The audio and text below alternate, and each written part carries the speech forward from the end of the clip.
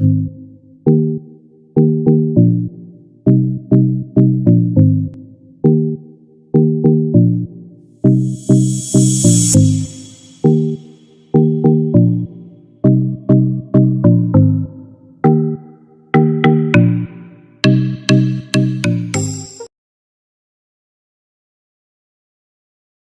yes, sir.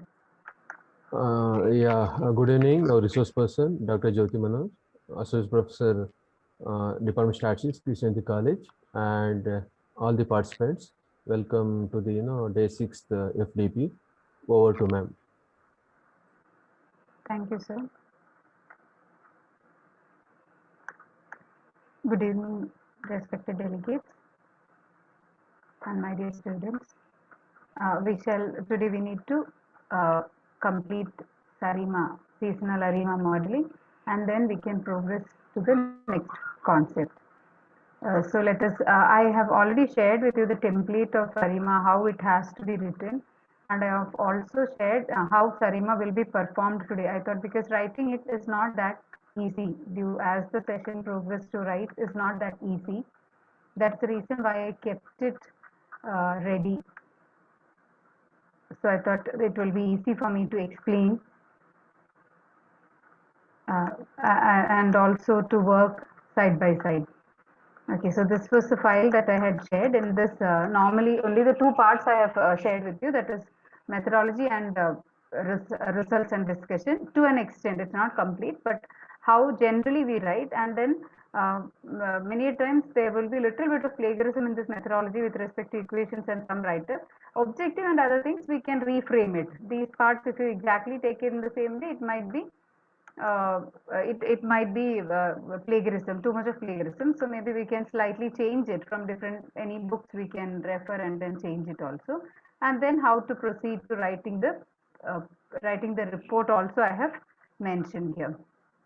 So that was for ARIMA. So by now I believe that all of us are clear that we are trying to come up with a forecast model for which Box-Jenkins method gives us some hint about where to strike, how close will be the parameter values or the best, very close by parameter values, if not the exact parameter values of P, D and Q. It may not be always exact. So we will have to do a little bit of trial and error. If you check the papers that I have shared with you also, you will find all of them is done like that only. None of the time series data will directly at one shot give us the best model. Sometimes, yes, the best model we might have obtained by exactly following the algorithm or method, but we have to confirm, still we have to confirm by referring to nearby parameter values, slightly up and slightly down, we have to just vary and confirm it. Okay, when it comes to seasonal ARIMA, we shall again I have just given the two parts of the write-up which we generally prepare for a paper.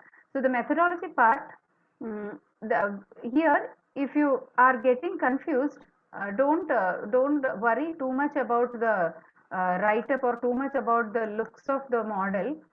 1 minute, I'll just change the slide to share screen so that I can, uh, yeah, okay. So here, the model might look a little confusing or complicated for many non-math people.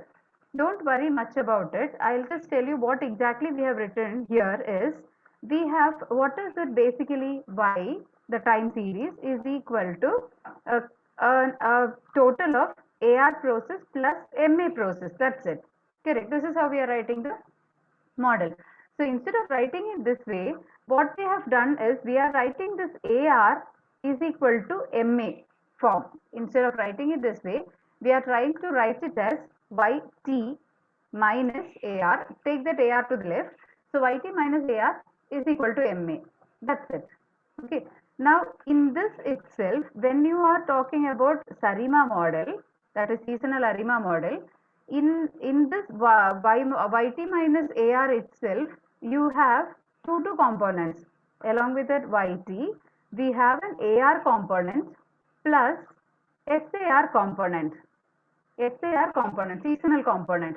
So these two comes together not as a addition, it comes as a multiplicative effect, because we saw that the seasonal trend etc are that very effective only in a multiplicative model. They don't explicitly show any kind of an impact when you have an additive model. Additive model will be growing very slowly, so the effect of it also will not be that very high that you have to project it. If there is huge effect, then only the series will grow fast or fall fast. Okay, and this will be equal to MA as well as SMA, seasonal MA component.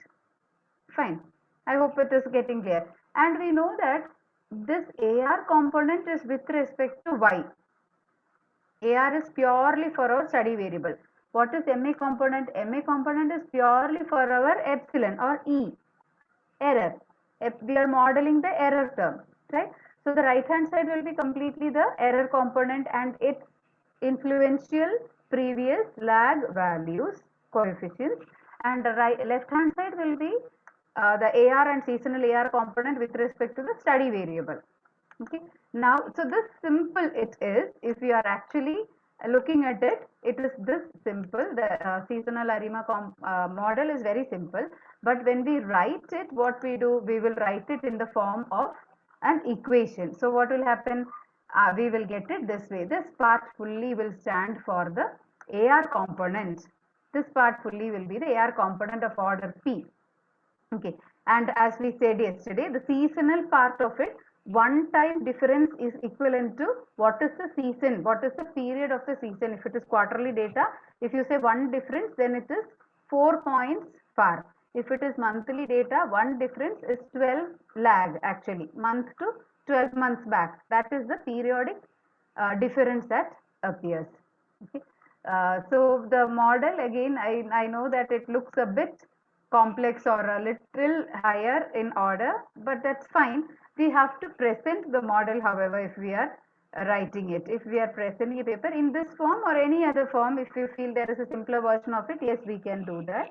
But we have to write it. And once we have written, we have to say B. Yesterday also I introduced B to B in the class, in the session, that B indicates b to the power k. It's not y. B to the power k is yt minus k. So each time point, how many ever lags you want, that is taken. For time series analysis, good book would be, I think Woolridge is a good book. WOOL Ridge. Woolridge is a good book. Then I shall check and tell you, because I don't remember the name. If those are familiar with eViews, if eViews is also similarly very easy software. Brooks is a very handy book. It gives you exactly every process and its process in eViews and its interpretation. What is its name? No, oh, sorry. What is it? I should be giving a chat, isn't it? Huh? One book that I have found is there was a query Chris Brooks, I think Chris Brook, if I am right, if I remember right, Chris Brook, Financial Econometrics is a good book. I think the spelling is correct. I'm not very sure. Okay, then another one is Woolridge. I think Woolridge. I shall check once again. In our library, actually, there are quite good number of books which has theory as well as practical in it. And of course, our Gujarati is good, but then Gujarati mainly goes with Damodar Gujarati is like which helps us. It's an Indian book, so definitely that difference is there in the explanations. But then that mainly considers log model. I mean regression, logit, and all that. Time series only last 2 modules, but all of this is there. Seasonal, I doubt. I think it is there. Not very sure. Last 2 modules consist of it. This one, Financial Econometrics by Chris Brook. Chris Brook is good. Definitely, it is. It's very useful. I haven't seen Kerry Patterson. I shall check the content. I don't know, sir. I doubt whether by tomorrow I will be able to figure out it at all. Yeah. Okay, so Where were we? Okay, so this is somehow the model looks. Now let us quickly fit a model in 20 minutes max. Okay, we need to complete it. Yesterday what we had started. So we are going with the same. So after writing the model, only this writing part and all looks difficult. Otherwise it will be the same. So here we are talking about a model which is AR, PDQ, PDQ. Okay, the uppercase PDQ stands for the seasonal part of it, and the lowercase stands for the non-seasonal part of the time series. Fine. Now let us progress to finding out, let us progress to performing this analysis using the same file of yesterday so that we are familiar with it. Box-Jenkins in the Gretel repository, Box-Jenkins airline passenger. Just because we got familiar with it, we can actually take any of the monthly or quarterly data. Here, if you refer to this, it is a monthly data. It's a monthly data. We'll try to quickly complete it and then try some quarterly data if time permits. Okay, so here, when we refer to the graph of it, which one? Time series plot of the series, we find there is patterns, two patterns. One is the trend. Trend means it is increasing. The series is increasing. At the same time, every year you can also see a recurring pattern. So there is seasonality as well as trend in it for sure. Now, it is also to be noticed that the variance or the upper and lower limit of each year, it is keeping on increasing. Variance is not constant in this series. By the last year, you can see that the variance has become so high. Here the variance was so low. The numbers were clustered in one point. When it came to the last years, the numbers got clustered too very far, right? So in this case, it is better when we see that there is too much of variance. It is good that you take some transformation. If you refer to the papers that I have sent, one of the paper goes for a transformation of a totally different form, that is z minus min value divided by min minus max, some kind of a standardization they are performing to reduce this variance. Okay, so one of the easiest way which is inbuilt is actually to take log of the selected values.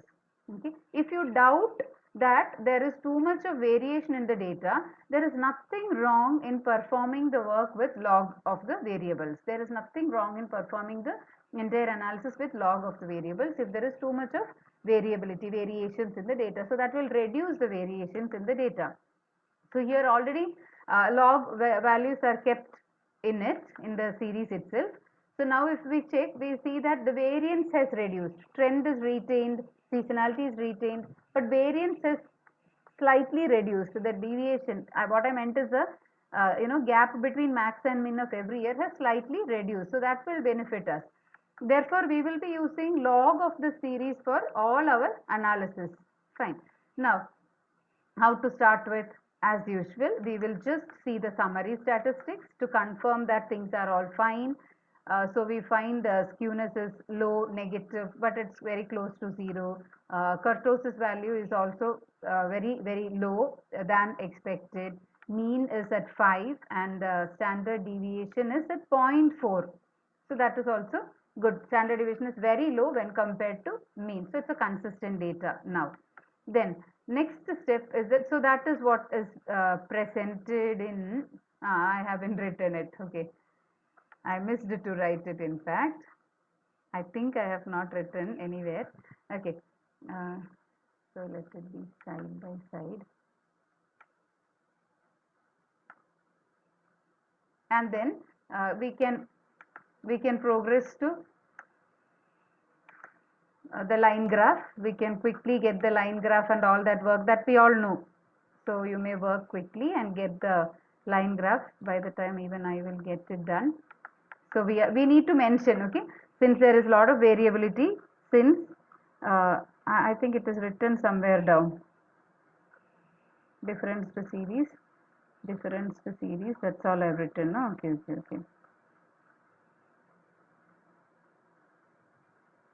No, it is not mentioned anywhere. Okay, we should be writing it. Maybe you can also fit into your file.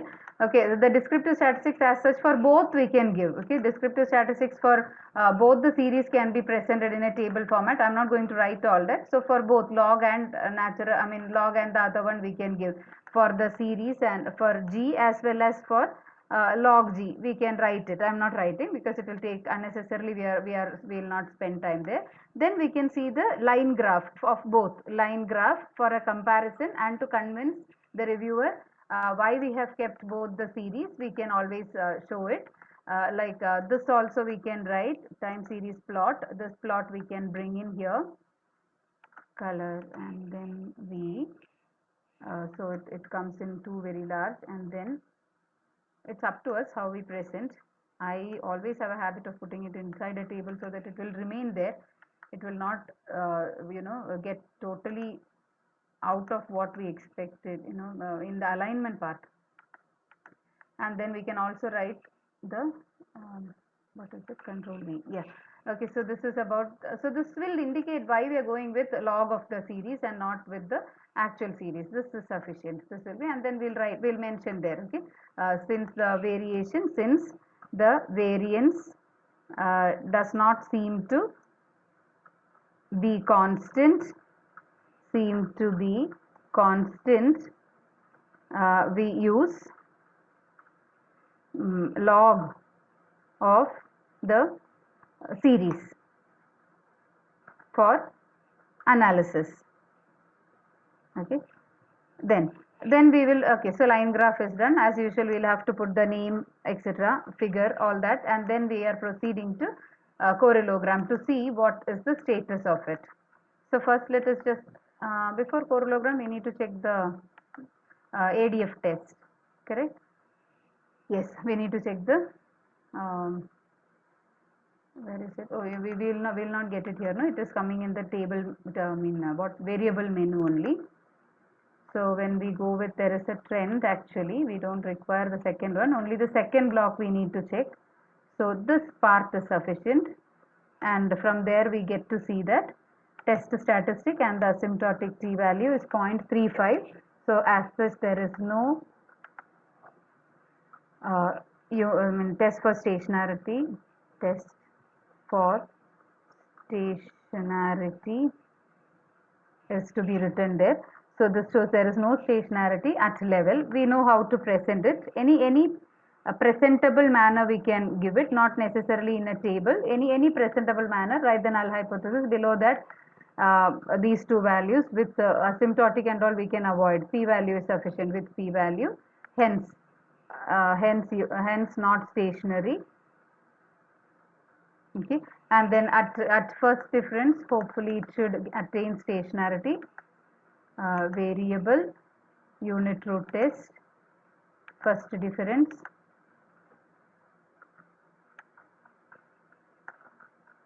There also it is not attaining stationarity. So we might probably have to go for second differencing, or we should be using seasonal differenced data for the to attain stationarity. What did we see now? We found that this is also okay. No need of this. This alone we will take. Okay. Here we took. What happens is at first difference. At first difference. So this differencing is non-seasonal differencing is what we did right now. Okay, at level, that is raw data, at first difference indicates we are referring to it non-seasonal difference. Okay, first difference is non-seasonal. Now what shall we do? We shall try the adding seasonal difference to this variable. Okay, this is where, because probably that could be the reason, because it's a monthly data and it was showing seasonality. The pattern itself indicated there is seasonality. So once you difference it, and then when we check with the variable unit root test, there is stationarity, right? So this is raw data with only seasonal difference. This is raw data with only seasonal. So what does it indicate? I hope you are able to follow. I'm not sure whether I'm explaining it well. Here what we find is the seasonal differenced data. This also is not stationary. This is also not stationary, right? That is where we will go for, once again, come to the seasonal differencing, and then there is a chart. 1 minute, I'll check what it is. Before that, let me just show you that we need to go for first difference of these variables. There we attain stationarity. Okay, so why did we go for so many times differencing? So there are four times here. This is the fourth one. Differenced both non-seasonal and seasonal. I hope you could identify that there were two different differencing that had happened. One was we had taken differencing. One is like we had taken the series which was seasonally differenced. Then on that again it has less than 0.05, hence stationary. So with that we get two different parameters of the series, the small d and bd. Yes, thank you. Okay, I was thinking it is doubt, so I thought let me finish it and then only I look into what is the doubt. Fine, yeah, okay. So just to repeat what we did, first raw data. This is the first time raw data, not stationary. Then what we did, we just took non-seasonal differencing, not stationary, because here also it is greater than 0.05. These are all indications that we are to perform seasonal ARIMA. It doesn't work with normal ARIMA unless you are decided I will not portray whatever is the seasonal variation or seasonal impact. If you are decided you will not bring into the picture, one thing what we can do is change the data the way it is presented. Don't collect 12-month data, go for 1 year, average it out and take yearly data, make it yearly, so that seasonality will get hidden in. Now that you have taken monthly data, we have to incorporate it as long as it is reflecting in our results. 0.05. Therefore it is again hence not stationary. So even when we did seasonal difference, we need to understand by seasonal difference, trend of the series is not removed. Trend remains there, only seasonality is reduced, or seasonally, or say Jan to Jan subtraction, Feb to Feb, March to March, that is the meaning of subtraction has happened. That is what the meaning. With that also it doesn't work. Now what I have to do, I have to also take year wise a difference. Okay, so both when you difference, hence what we understand is, hence the values of D and D are 1, 1. That is clear. Fine. So this is how we decide on what should be the values of, hence the values of what should be the parameter value of D. Okay, till there it's clear. Only this part comes that's very clear. Rest everything, there is lot many times we'll have to check for all the parameter values. So the first part is over. Secondly, as usual, we have to check with the correlogram of G, log G, not the other ones. Just like that, check with the correlogram of the series. There itself, it will again prompt you to take seasonal ARIMA model. Here also it will prompt you to take seasonal ARIMA model, because there is a strong point here at the first which indicates AR1, that is PACF, plus at a far away point there are spikes which are significant. Here there is a small one which is significant. I think at point the values indicate at 9 1 is significant, then at 13 it is highly significant. I am sure all of us are aware that this triple star indicates significance at 1%. That means 99% confidence about the correlation, about the strength of the correlation. Double star indicates 5%, 95% confidence, 5% error, at 5% level, the normal terminology what we use. Again, this is at 1%, and when we have single star, it is 10% level. That is how Gretel has defined it. Fine. So with this we see, and also along with this, we generally, if we have decided to go for a seasonal ARIMA, it will be good if we can present both the correlograms, one for the non-seasonal difference data, that is D, like how. So the first correlogram, I believe we all have got. The first correlogram is using natural log. This itself, LG, using LG. Fine. Second one, just add a first difference of this G, so that I can show in trend what is the parameters that we can take. Non-seasonally, what would be the model? So we can go with this correlogram. I hope I'm not going very fast. So this is the second graph that I have kept. Second graph. This is D. See, I'll show you the page here. Yeah, this graph is what we. No. Is this the one? Which is the one that we have just now drawn? Oh, I think I have kept it the other way around. No, by mistake. Yes. This is seasonal. Oh yeah. Okay. Sorry for that error. This is for seasonal, and this one is non-seasonal. This is non-seasonal. Okay. So sorry.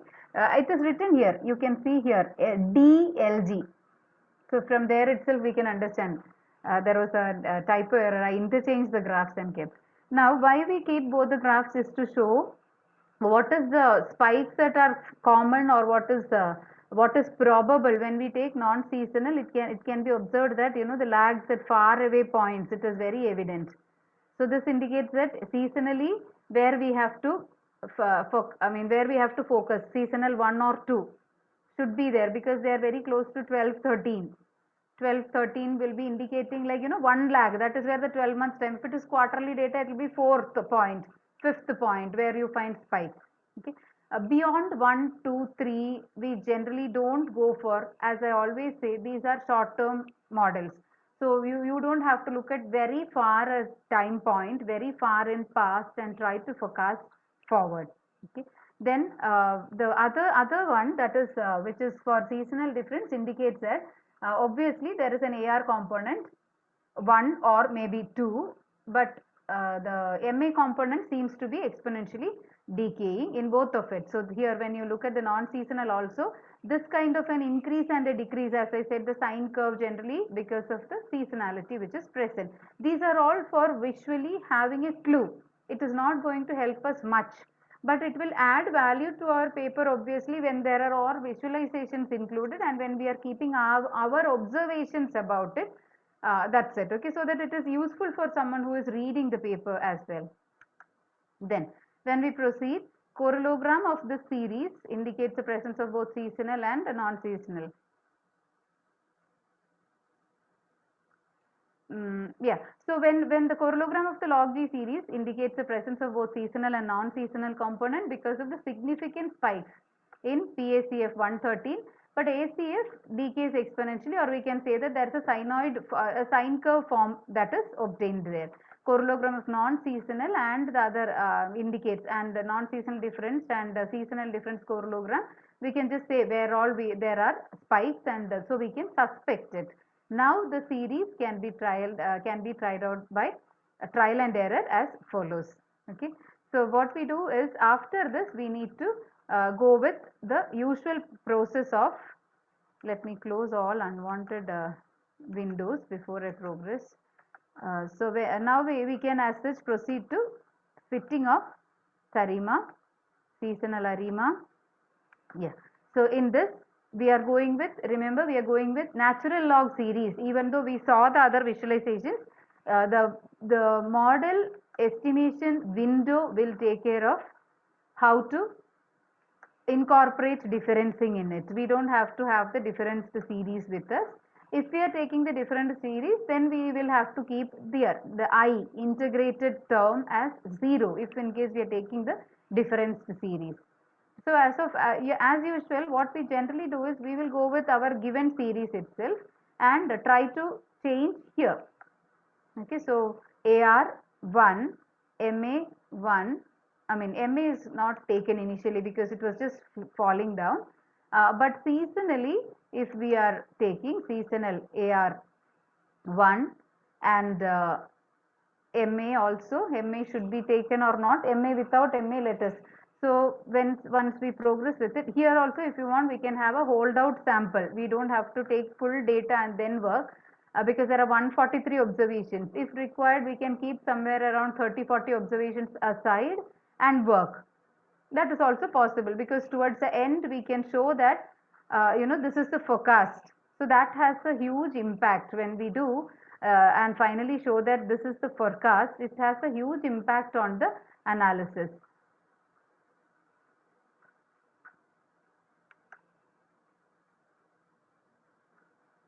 For adjusted variable model, adjusted variable in the sense that seasonally adjusted, you mean to say?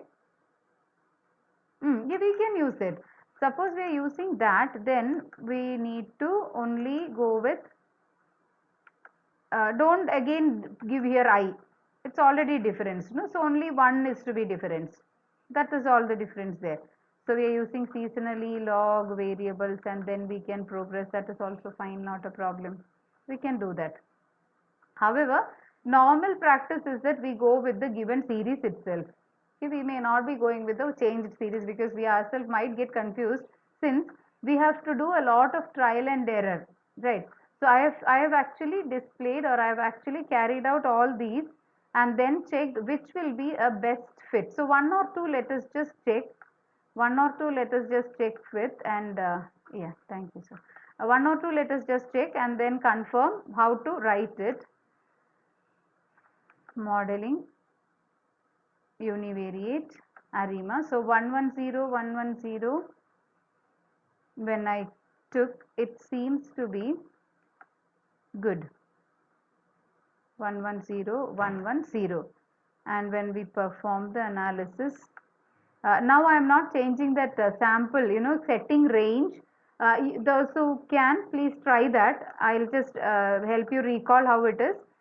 For that, what we can do is we can just like that set the sample range to we don't have to as such select the variable directly. We can set the range. Right now it is from 49 to 60, maybe only that 60 or 59, 50, up till 58 you may perform. I am not changing because my numbers, everything will change now.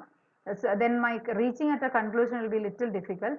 So I'm not changing. If you know the work well, then just do this so that later on, or else we can do one thing. One moment, let's not do it now since we already have the values.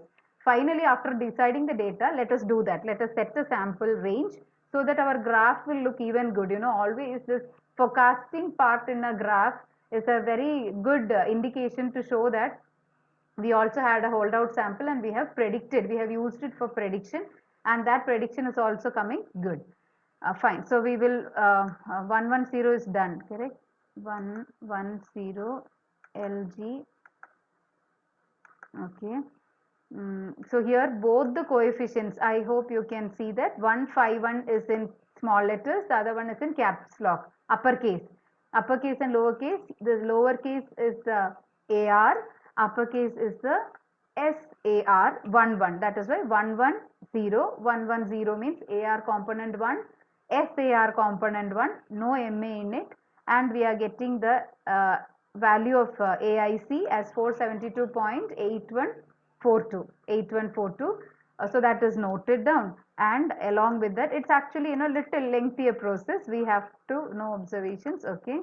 And when we go with the dynamic forecast, we get the graph and we can scroll down the page of prediction to check what is the root mean square value, root or any one, stick on to any one information criterion and any one error check value so that it is easy. So it is 0387. 8167. I have written slide 8167. I have written 8167. Okay. 8167. Fine. So that is the RMSE value. Now, whether it will vary high or lower than this is our concern. So we are trying with 2 points of, because we saw the spike slightly that side as well as this side. Even in 13 and 11 it was there, and sometimes in 9 also. So we are just seeing if it will help us improve the model for, okay, that will do. Improve the model for model univariate. So I just increase this to 2 and also 1, MA component 1, LG, not very appealing, right? Why? Because AR component seems to be significant, highly significant, but SAR 1, SAR 2, none of them are significant. Then MA component seems to be significant. Okay, so not good, but still, since we have done it, we will mention what it is. Oh, here it is varying now. 475 point.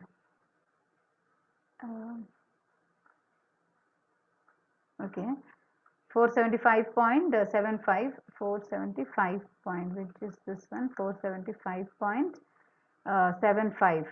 Okay, when I worked over there, it was slightly different. That's why I've written it. Are you all getting it as 475.75? I don't know, when I worked, when I solved it, it wasn't coming like this. Now it is showing 475. I just have a doubt whether I made some difference. Let me confirm it, because that seems to be lesser in AIC, but not significant. So we cannot go with it. 11021, 211. Okay, I think it is 210. That is, no, 211. Correct. Then LG is taken, and what happens is 475 point. Okay, so let me change it. 475.75. Okay, with the forecast, this model we will not be going with, because the numbers are not significant. Even though we are accepting it, AR component is not at all significant, which is not feasible for us. 03692, 03, oh, it seems to be much less, no? 36925. One more point, let me just check with this, since we have got so much. I just want to see how its graph of residual will be.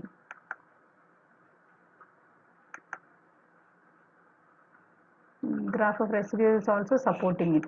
The only not supporting factor is, okay, we can even make use of this adjusted R square later on if we want to make a comparison. Even this adjusted R square, if there is too much of confusion of this kind, we can also check 9998, slightly it will vary. The highest adjusted R square value will always be the best. R square and adjusted R square are more or less the same. Adjusted R square in fact is little better, because it will ignore the insignificant variables in the process of computation. The formula for adjusted R square is set in such a way that, like here there are two insignificant variables, seems to be two insignificant. Why I say insignificant is there is no star here, no? So they are not significant, they are not less than 0.05. Such kind of variables, if they are there, they are not considered, and the computation is done only based on the significant variables. So adjusted R square is preferred over the R square value. Okay, however, let us progress. And so here, this was a difference from what I had given. Okay, I should check why that difference from machine to machine it's happening. And then in the third set is one more term we'll check, and then we'll stop this trial and error. Okay, so the variable, model univariate, because now we have got used to it, so not a problem, we can do trial and error by ourselves. 1 is fixed anyway, because that is almost sure. That also we can vary, we can have any number of, and show the nearest ones. We don't have to display all 10-15 of it if we had tried, but that's all a part of the analysis, right? Like small parameters we are changing and checking whether there is any drastic change like this. Then proceeding further, 110 210, 110 210, This looks much better. 110, 210, 474, 95, 13. Yes. So this happens to be the same.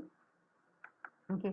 Similarly, we need to try with others. If you suspect, you can even try changing the MA component, MA value as well, not only AR. If you feel that we need to check once, nothing wrong in that. Even though the graph says so, we don't have to be bothered about it. We can definitely rely on AIC, MAC, and if possible, let us also write adjusted R square.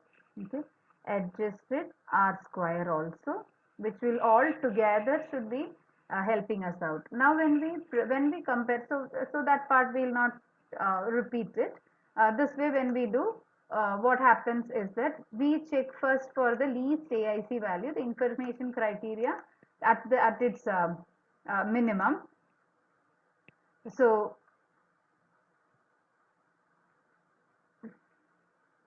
theta 1, AR1 theta 1. Here they are negative in the sense when the values are negative, which is the one that is finally AR11. No, yeah. Even don't look at only the magnitude of the values and then come to a conclusion. Even sign is important. So as such, the smallest number among them is this. The smallest number is 479.5. 479.5 among all, because they are all negative as they progress. It is that number that is the smallest. Don't just go with magnitude of the numbers, go with only till 2 we can try with for trial and error. Only till 2 we are able to find out tentative models from the correlogram itself. Are we able to find out the tentative models from correlogram itself? Not necessarily, I will say, especially seasonal, when we are fitting seasonal, that 1-2 difference will be there. Yesterday I said up till 2. Yeah, what I mentioned with that, what I meant with that is not about the trial and error. What I said is differencing part, don't pick up more. Even the software will not allow us to go beyond 2. Trial and error when we are doing, you try, differencing one more time if you feel we need to difference it, but not beyond that. You can even difference, even that is never done. This is what I meant, not more than 2. Differencing part cannot go. But usual cases, with a small transformation, first difference itself will give us the stationarity. So we will not have to go for further analyzing it. Fine. So among the series, even though we felt that that the ACF has got a better fit over there, it is actually MA component of it which is defining it better with a smaller value, with a value in the sense AIC value is quite far from the others. It is 479. Okay.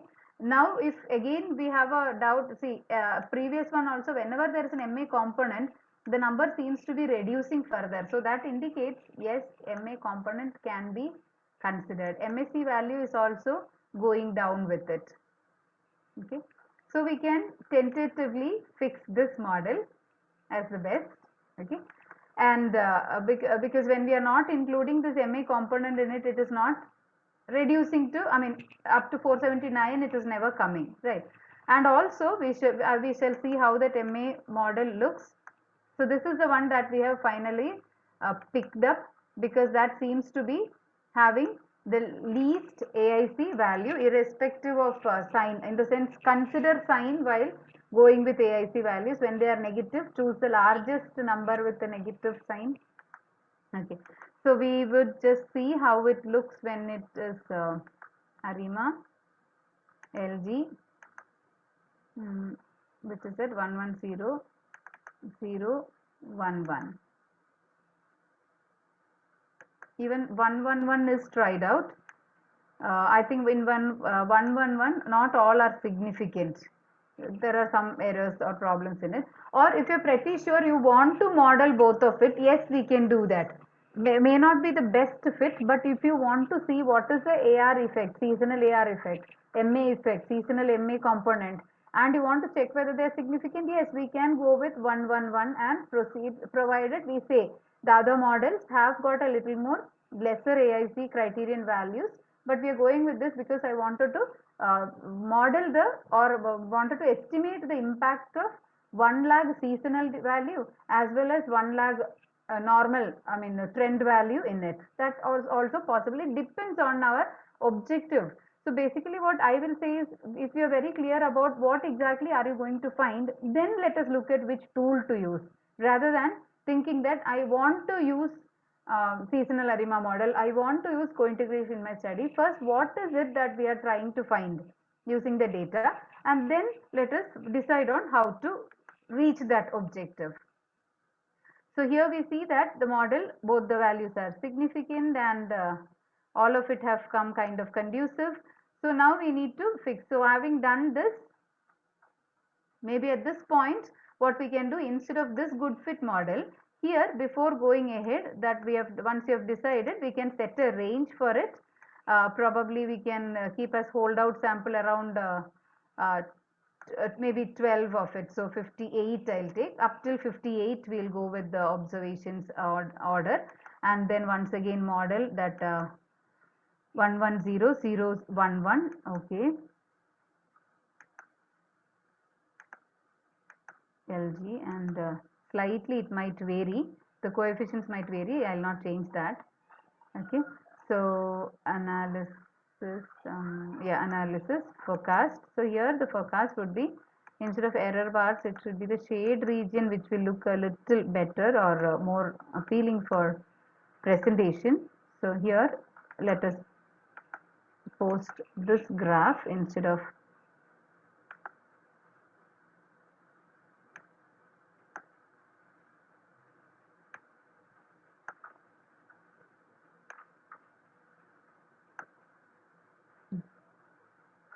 this graph, I'm just keeping here. Now, as we had done in our usual ARIMA model, all of it we have to do and write up for it. Okay, so this is a forecast model, so we can write that the model seems to be a good fit, because the variance, observe the graph, the variance is not moving too high with the series. It is kind of constant variance. Here also it's constant, here also it's constant. The difference between the upper and lower limit, it's not growing with the time. It is almost a constant except for this small variation, and it lies almost the same. And prediction also looks somewhat okay, not that very great still. Okay, then we proceed. Yeah, now we can go ahead with, so we fix the model first.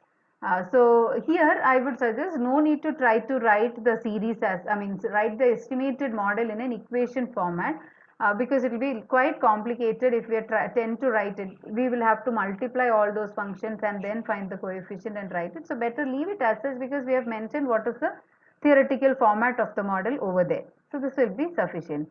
And fit, and so the fit, and we can write here what is our observation about the fitted and actual data. So we can say that around what percentage, around 12 observations were kept as holdout samples, 12 or 24 sample points were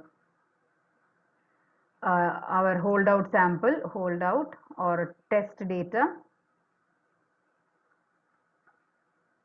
and then the forecast is carried out. Maybe we can give more details about the forecast, like what is the MAPE value, absolute error value, all that. Okay, and then we need to, as usual, perform our residual analysis, because again residuals should not be having any more story in it. All whatever is to be captured, we should have captured. So first thing that we have to do is check for normality. Then we have, so the same normality is also, cumulated normality is also plotted here. We'll just do that here. In the same window, we can proceed to what is it? Normality, right? So test for normality of residuals. We can check for normality of residuals. So normality of residuals, one of the way with which we can write it is given here itself. chi-square statistic value is 1.430 with the p-value 0.4892. That is also one way with which we can write. again, normal distribution, the residual average, mean of residual is 0.00135 and its standard deviation is 0.03. So both are very minimal, very small mean and very small standard deviation is there for the residuals. Residuals are supposed to be having zero mean and constant small variance, or say even one as variance, and having normality. So we are proving that there is normality. Apart from that graph, we have, so that graph is what is presented over here.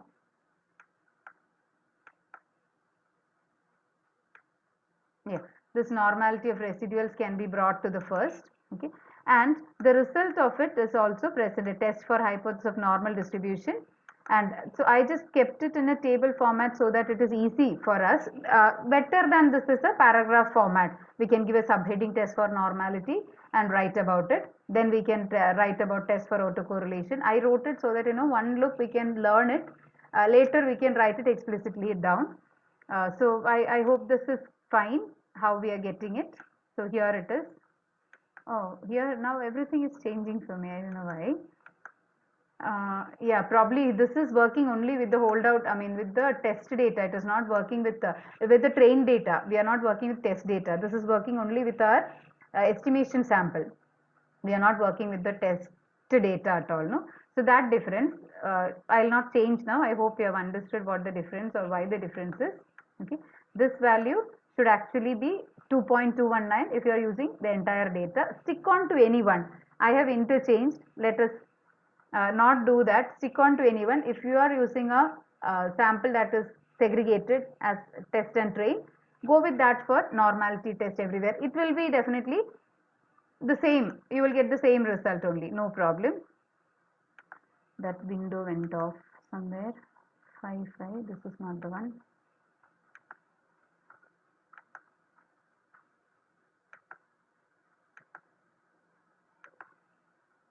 No, not this. I've missed that window now. Phi and theta. Yeah. So you can see theta 1 here. It is written in caps lock. Uppercase th, that indicates seasonal. Uppercase values indicate seasonal part.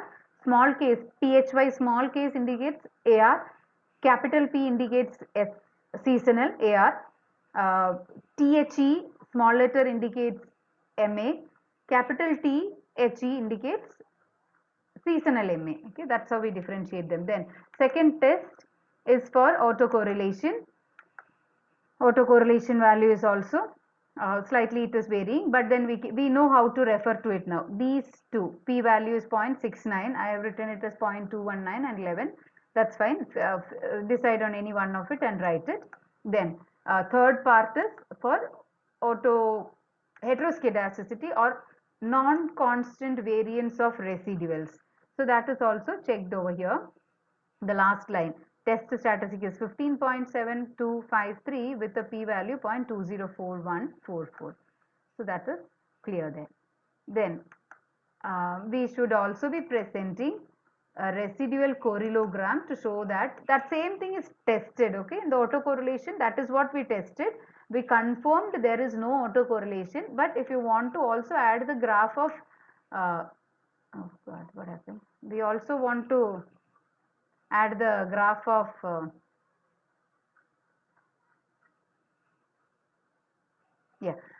if we want to add the graph of autocorrelation, we can keep that as well.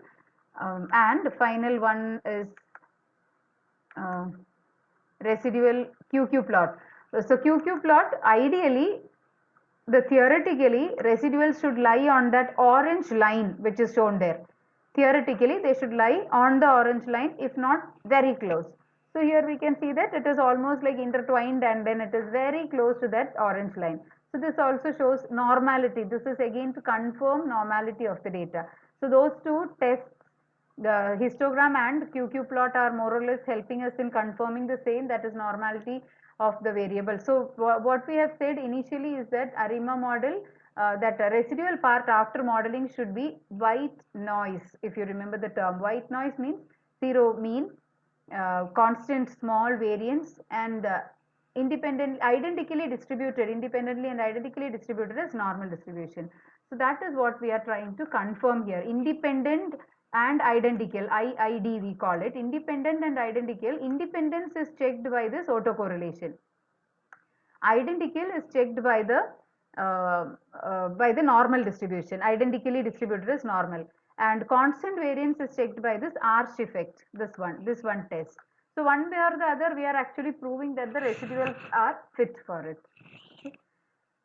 So that is how, and then we as usual will write the conclusion. One conclusion over here and final conclusion, which is okay. What does it mean by the MA component also is that every year by year, there is a dip in the values, or there is a negative trend, maybe because of the seasonality. When we are taking a seasonally different data, there is a trend which is trying to pull it down from how it is wanting to grow. But still the data is going up, and then theta value MA component is also showing a kind of a negative. All the spikes were towards the negative side. So the autocorrelation of it is seeming to be negative altogether. So that was about seasonal ARIMA. So I hope it was fine. It is okay. Now we can progress to. Is there any other queries, or shall we proceed to the next one, heteroscedasticity models? We will see the theory, and maybe we can just try how to work as usual. We will just have a feel of Garch or Arch model. Then tomorrow, same way, half an hour time, we can have a proper analysis with some one sample, so that we'll get a clear picture. So if there is any query, let me take it now. We have done with, yes, thank you, sir. We have done with all mean model. We have done with mean model. The meaning of mean model is that we have tried to model mean of a series so far. We had been trying to model mean of a series only so far. Now we are trying to model variance of a series.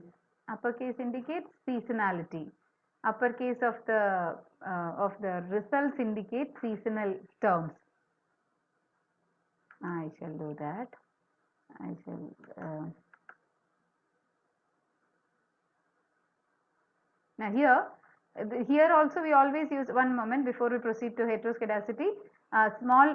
We generally say PDQ for AR terms, and SAR, SMA, seasonal AR, seasonal MA, we use PDQ, right? So that write-up also will come in the same way. Where do I write it now? Here in the results, yes, this is what I meant. Okay, this is what I meant. Here we can see this small case. Okay, fine. Okay, I'll change it. This is our AR1. 5-1 means this is AR1. Good, Usha ma'am, thank you for asking that. This is a better way of presenting it. Okay, seasonal MA1, so that anyone looking at it will be able to follow. Thank you ma'am for asking that question. I actually missed to say that. Okay, I should have said it that time only. Suppose there is a seasonal AR component. So it will come as PHI in what is this? Gretel. In Gretel, it will come as like this, PHI 1. PHI 1. Ma'am, this is what I meant by caps lock, I mean uppercase and lowercase. So this P, here it will be small case, PHI 1. And the other one, PHI, it's autocorrect. Yeah. Okay, so this is AR1 and this will be your SAR1. This is what I meant to when I said uppercase, lowercase. What is the chat now? Okay, yeah. But actually I should thank you. I had forgotten to mention it. If in case we have a component here, let us put it as MA1 so that anyone referring to it, even if it's a novice who is looking into it, will be able to get an idea about, okay, so this is the seasonal part and this is the non-seasonal part of the estimated model. Because we might know it, someone who is using some other software might not, but generally what I've seen is across, even in R, they use the same terms, like not theta and all, but the same concept of uppercase, lowercase is used to differentiate between them. Okay, so that will do. Yeah, these two rows aren't there for us. You can check out if there is any other model which is even better than what we have done, because our correlogram wasn't saying about MA component, even though we finally landed at it. Fine. So now we are going to a little more the complexity slightly increases here, because we are going to model some, which is very essential. See, in econometrics basically deals with economic data or financial data most of the time. Rarely only we'll go with pollution or biological kind of studies. Normally it is used for financial and economic studies. Economic study, economic variables are very low in their frequency. They appear annually. They don't appear monthly or daily. They appear annually. Financial series at the same time is high frequency. Like, you can get it hourly basis, daily basis, weekly basis, monthly basis. So the frequency of it is very high, and the want to, or the scope of analyzing it is also quite high. Therefore, heteroscedasticity models are basically useful or more applicable when we are dealing with financial series, financial data, than economic data. Economic data like GDP, CPI, etc., they are all annual data, right? So they may not help us much. They may not vary so much like how these other variables vary. So basically, the term heteroscedasticity, a kind of a tongue twister for at least our students, it is a concept which says about non-constant variance of a series. Non, forget about residuals. We are talking about a series in itself. Non-constant variance of a series is called heteroscedasticity. So when there is no heteroscedasticity, we call it as homoscedastic. Okay, if there is constant variance, we call it as homoscedastic series. Both spellings are seen used, K or C, homoscedastic series. Both are seen in books also, and in write-ups also. Constant. Okay. And the constant variance refers to homoscedasticity, otherwise it is called heteroscedastic variable. Now, standard deviations of the predicted variables monitored over different values of periods of time across the time period when the variance differs. Say, for example, homoscedasticity is easily identified because when you plot a graph, if you get the points to take a cone shape, it can be increasing, it can be decreasing also. Like initially there was a lot of variation, then it tends to decrease. That is also fine. Just a moment. A cone shaped graph of a series, usually like when we plot the graph, if you find the values initially were all scattered too much. Okay, the points okay, the points are all scattered here and there, but as the time progress, it is reducing, the scope of it is reducing. So if the cone is like this also, we call it as heteroscedasticity, because at the initial values of the time there was high variance. This is what we call as variance. See the spread of the data. The spread of the data is high. After some period of time, what happens? Spread of the data reduced. It is only so much. Again, a little forward when we proceed, the spread of the data has become even more smaller. This is what we indicate by heteroscedasticity. The other way with which homoscedasticity appears is like this. When we have when we have this cone shaped values appearing like this, as the values are increasing, as the variable value increases, the variance of the data, the spread of the data is keeping on increasing. So initially the numbers were all within this range. After sometimes the numbers started, min and max started deviating between so much. After some more time point, what happened? The spread of the data went up so very high. This is happening with time. See, certain series we can expect variation. Say for example, if you are looking at purchase of AC, or purchase of certain kind of gadgets for children, all that happens towards summer vacation time, right? Or yeah, so what is it? You find variance in the values, but that is something called conditional. At this particular time point, we can expect the sales to go up. During rainy and winter, we can expect the sales to come down. So that variance is understood. But when it comes to financial data, or when it comes to certain other kind of series, what happens? Due to unknown reasons, these type of variations will be found. You can't attribute it to any specific reason. It could be an external reason, as we said yesterday. All on a sudden, rupee value fell down, and it is affecting our stock market. Or there is a political crisis, and all on a sudden there's a shake in the series. Okay, so I hope the term heteroscedasticity is familiar, and because we are going to talk about ARCH model, autoregressive conditional heteroscedasticity model. So the term heteroscedasticity should be clear for us, and then let us come to conditional or unconditional heteroscedasticity models. Okay, so conditional heteroscedasticity is something that is not predictable. As I said, the first one, where you know it can happen due to specific reasons, certain kind of sales, certain crops that would have its yield at a specific time period, or every 4 years you expect a kind of a growth in certain variables. All that is known, which is not unusual or which is not unpredictable. They are predictable variations. Okay, but unpredictably, which is coming by nature or which is coming out of our expectation, is what we are trying to model. Analysts cannot believe data will become more or less scattered in any point of time. It is basically for the portfolio managers and financial analysts who will have a problem with these kind of variations when they have to decide on the investment pattern. So financial products are considered subject to conditional heteroscedasticity, as not all changes can be attributed to specific events or seasons. They come just like that, like stock markets, where volatility today is strongly related to yesterday's volatility. This is what we are trying to model. If we see there is a strong turbulence in a day, we can expect a similar pattern tomorrow also. So let me model it so that I can be prepared for tomorrow, and I can utilize that estimation or prediction for my investment purpose.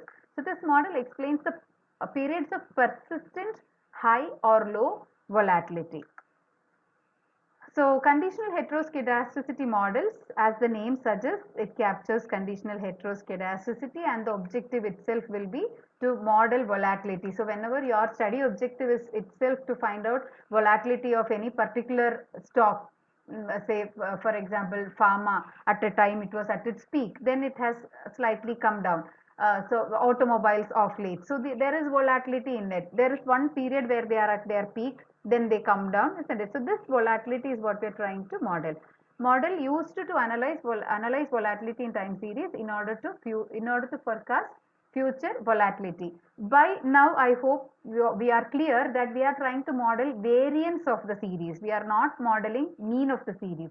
In ARIMA, seasonal ARIMA, what we did, we were modeling the mean value, average, on an average, what is the push or pull of the series in the next time. That is what we were trying in AR as well as seasonal AR models. But when it comes to these kind of heteroscedasticity models, we are no more working with mean.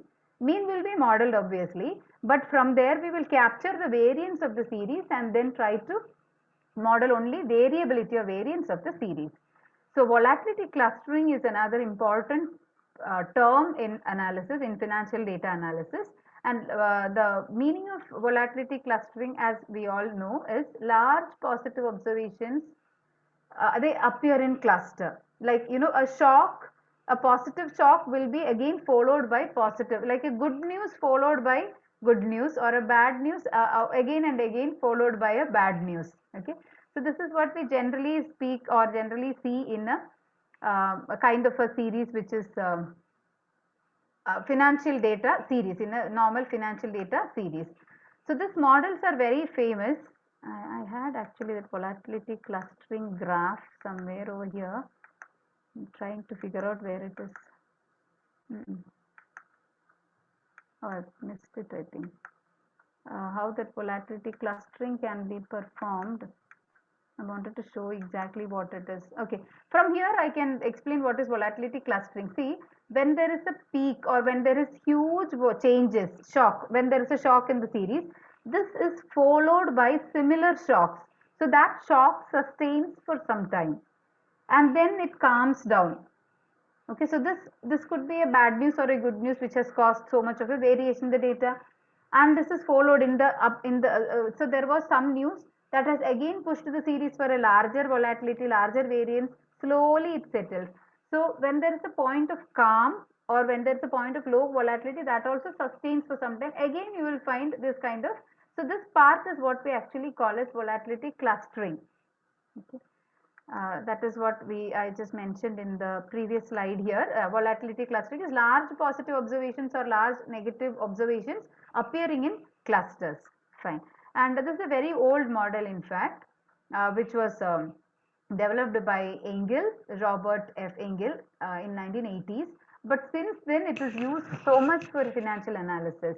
And ARCH models show the periods of high volatility followed by more high volatility and periods of low volatility followed by more low volatility. This was actually a Nobel award winning finding, in fact, this particular model. It was of it became so very popular, and since then it is being used. It can be seen that the model is used to estimate risk by providing a model of volatility that more closely resembles real data.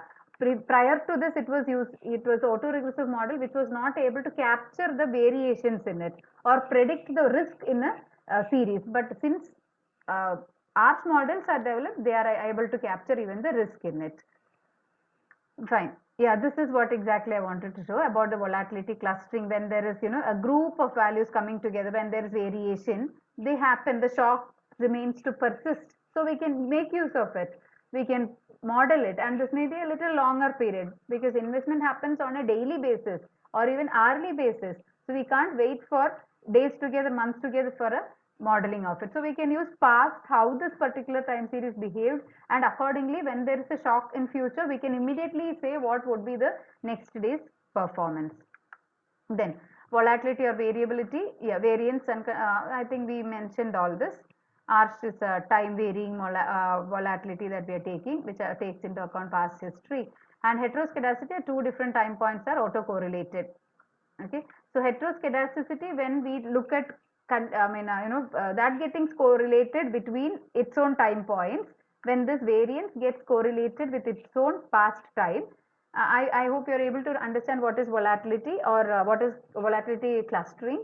Why clustering is happening? Because today's variance is actually influencing tomorrow's variance. So that is our correlation that is coming in. Auto regressiveness comes there.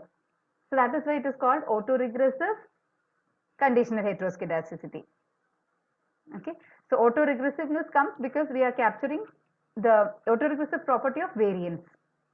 Okay, and even when after modeling, obviously there are something called residuals, shocks. Okay, if those shocks are also, if those residuals are also modeled along with the conditional heteroscedasticity model, we call it a generalized heteroscedasticity model. Okay, this is how the model looks like today. How I have given, probably I will present all the models tomorrow, and then we will only learn about fitting it, because I know most of the time how this model looks must not be of great importance for non-math, non-stats people.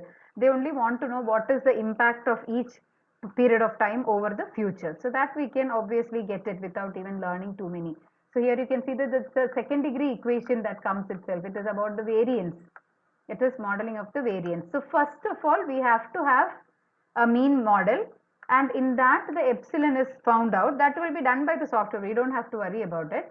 And its model is what we are doing. The variance is being modeled. Variance or the residuals, variance is what we try to capture and then model over there.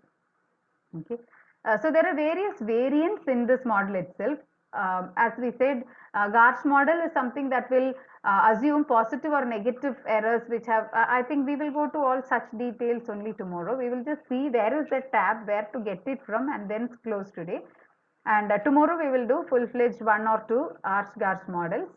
And if time permits, we will just discuss what is vector autoregressive models, or what is vector error correction model. How do they differ? Because too much of it also may not help us. When we are going to vector models, that means we are having more multivariate models over there. So that will be too much of it. First, let us be clear about, especially for students, if we go much forward, it may not. But if anybody is interested in going with multivariate Garch or M-Garch model using Beck or anything like that, we can always see what it is. We can do it on an individual case basis, not as a group or a session. Fine. So let us just have a feel of what is Garch and how it looks Let me close all other Gretel windows. So let us select some one variable, some one file, and then start working on it. Now here, in this series, I don't think it is meaningful to go with GARCH data, because once we modeled, we found there was no conditional heteroscedasticity present over there. The variance wasn't. Oh, is it? Yes, ma'am. I shall. Yeah. So we don't have to. Oh, correct. Yeah, I forgot to do that. Yeah. So we don't have to. And there are other models also. There are other types of ARCH models. ARCH is a very basic, generalized. Then we have standard, asymmetric power GARCH, exponential, threshold. These are all specific models which can be utilized at specific time points or for specific objectives. And certain models, again, I shall share the papers where people will try to model all of it and then compare with the AIC values and then pick up the best one. But again, the parameters are also little confusing as usual. We will have to go with a bit of trial and error only. As such, let us take some financial data and then try to model it. Maybe I'll just see how many variables are there. Yeah, okay. So let's just go with this. What was that? BJ something I found. Bollerslev. It is B-J above our Box-Jenkins series. Just above that.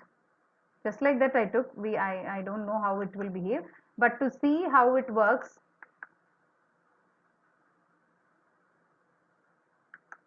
so normally so there is volatility clustering that is happening. We can see the calm period and the highly volatile period. Okay, so this is what we are trying to model. So as usual, we'll start with it. We will ensure there is stationarity in the data, or where it is attaining stationarity. All that as usual we have to perform. Then where we find it is, again, we have only focused on this univariate part. Okay, we did not go to we did not go to any other multivariate. Multivariate, those who are interested may give a try on all this co-integration. Sir might have already done. Engel-Granger is, I think, what we have done. Other than Engel-Granger, we can do Johansson test, which is more common in papers, in research papers. I don't remember whether sir has done Johansson or Engel-Granger. Engel-Granger is comparatively easy. Johansson is also. These are all multivariate because we are considering more than one time series, and we are trying to see how they behave so that we can predict their together behavior. Okay. So if we are going with vector autoregressive model, where is it? When we are going with vector autoregressive model, we don't have to do ECM, correction model. That means the series is as such not stationary. That is why, is stationary at some point, and we are using it for finding the interdependence or interrelation, vector autoregressiveness. When there is no stationarity at level and we found co-integrating variable, then how far they are able to bring back each one of it. So we try with error correction models. So that's how they are related. Now back to our series of GARCH. There is only one variable with us. So normally, this is how, okay, I did not show you how the GARCH models would be. An ARCH model also has got a PDQ. I am not able to type in. GARCH model will have GARCH will have P and Q in it. Okay, because the P component will be for the variance and the Q component will be for the shocks. Shock, or it is also what we usually call as residuals. Okay, not only the variance of the model, we are also trying to get the leftover or the residuals, how it is getting, how their variance is getting connected. That also we can proceed with. So if we are having no generalized model, if we are going for only ARCH model, it will have only one component in it. Maybe we are calling it as a P. I think it is interchanged. Usually it is ARCH P and GARCH PQ, where ARCH component is P. I don't remember whether here also it is given as P and Q itself.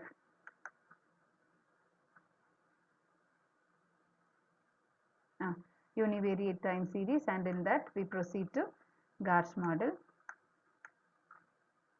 Now we did not check the stationarity. We shall take it up a full case and then perform tomorrow, as we have done here, just to see how it is. So if I do not want Garch component, I can keep it at 0 and then check for it, okay, and then go with it. With this, we get that our constant is this is our mean model, okay, don't get confused. This is actually a mean model where the mean is being, and its residuals, okay, here the writing part is actually interesting. There is always two component whenever we work with what is it, heteroscedasticity models. There are, just a moment, yeah, there are two components in it. There should be a base model, a mean model, followed by a residual, followed by a variance model, okay. So here we just tried to find an arch model of order 1. Again, we will do all AIC and those MSE values and all that, and find which is the best fit model. Now we have got used to it, okay. So when we write this part of it, Control A, Control C, here this part of it is the mean model. This is our mean model. Not looking good. This is our mean model, okay. So we have modeled mean, and we found that the average or the mean is very close to 0, okay. Mean is fixed at 0, it is almost equal to 0. Then our Garch, what is it, variance is over here. We went for only 1, isn't it? We went for only one P1, arch P1. So what we write is, we'll write YT is equal to minus 0.00155 plus, did I not share the screen? Someone chat is there. I need feedback. Screen is not visible. I need feedback. What feedback? Sorry, sir, I did not follow what you said.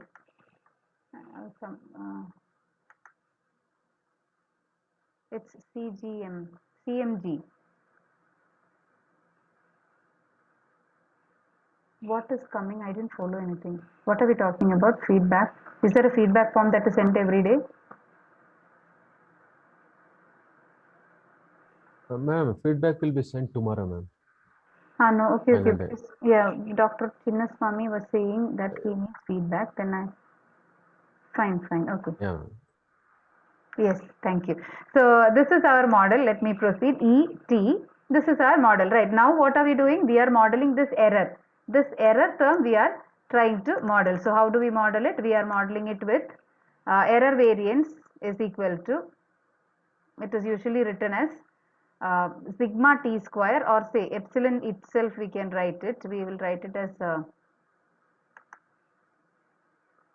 1 minute, let me copy it from here and go so that it's easy. Epsilon square is equal to, this is what we have got right now. I hope I have shared the proper screen. Yes. Let me confirm if I have shared the screen. Yes, I am. Only thing, it can be little more clear. Yes. Okay, so here I have only two terms. I don't have all this. Fine. And what is my alpha 0? Alpha 0 value is found to be 0.1465. Okay. And this alpha 1 value is found to be 0.3708 or 9. Okay. And we find that both of it are significant. They both are even less than 1% value. So they both are significant. And if we want to check whether is this the best fit model, as usual, we have all the possibilities, AIC and forecast testing. Now, after this, the first thing that we have to check is whether the residuals have still got any heteroscedasticity within itself. So, as usual, we will have to run. Yeah, okay, thank you, ma'am. Yes, the presentation is actually very simple when it comes to, we are writing a Garch model. Now, if it, this is arch model. If you are writing Garch, you know what happens? This will have two more terms to it. One more term to it. If you are writing P1, we will have plus and a constant into sigma t minus 1 square. So that will be the shock part that we are trying to capture in it. Okay. So we shall do it full-fledged tomorrow with a trial run like how we did today. Hope that is working. And I hope you would have got some idea about how to write a paper, or at least if we find that how do you get alpha, beta, alpha 1, alpha 2? Is it system generated or given an option? So that is because we gave P1, arch P1, right? So obviously there will be a constant for that equation plus the first lag heteroscedasticity coefficient. The constant I shall show you. Any time when we model, we have no a plus bx, that a is alpha 0, b is what we want. Even when we did ARIMA, if you remember, yes, even when we did ARIMA, we had the similar model, right? We always have a constant. If you want, you can hide that constant, but let it be there. Normally we go with an intercept and then only the regressive part of it. Okay. So I think we'll close now instead of starting off with a new topic. Tomorrow, which time? What, sir? Tomorrow? Yeah, tomorrow feedback form will be shared around Same time. 6 p.m. This Yeah. 6 itself. Oh, okay, sir. 7, not 6. 6:30. Yeah, ma'am. Yes, sir. Yeah. So we'll if there are any queries, we can take it up. Otherwise, and if there is anything that we have to discuss tomorrow, please let me know, because I may not know what you asked, and then let it not be waste of time. If possible, I will try to understand if there is any doubt which I have to refer to somewhere, because this is all what I know. Beyond this and all, I may not know. So if there is something that which I can help you out, we can do that. So otherwise, let us wind up. Happy evening. Yeah, thank you, resource Thank you. person, Dr. Thank Jyoti Manoj ma'am, and thank you, participants, for your active participation in the day 6 FTP. Yeah, now we are going to end the session, ma'am. Yes. Host, we could end the session. Thank you so much, sir. Yeah, ma'am. Welcome, ma'am.